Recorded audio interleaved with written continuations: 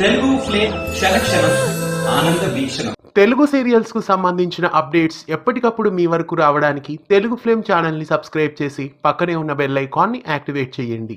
చిన్ని సీరియల్ స్టార్మాలో రాత్రి 7 గంటలకి ప్రేక్షకులని ఎంతగానో ఆకట్టుకుంటుంది. చక్కటి సెంటిమెంట్ తో ఈ సీరియల్ ప్రేక్షకులని ఆకట్టుకుంటుంది. ముద్దు ముద్దు మాటలతో చిన్ని ప్రేక్షకులని ఎంతగానో ఆకట్టుకుంటుంది.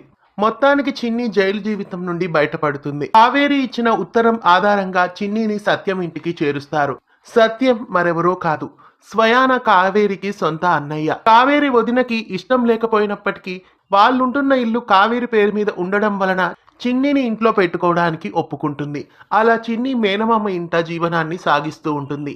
ఇక రాబోయే ఎపిసోడ్లో చిన్ని తండ్రిని చూపించబోతున్నారు. చిన్ని తండ్రిగా బాలరాజు క్యారెక్టర్లో వీరేన్ ఎంట్రీ ఇవ్వబోతున్నారు. ఇక బాలరాజు రాకతో కథలో ఎలాంటి ట్విస్టులు ఉండబోతున్నాయో చూడాలి.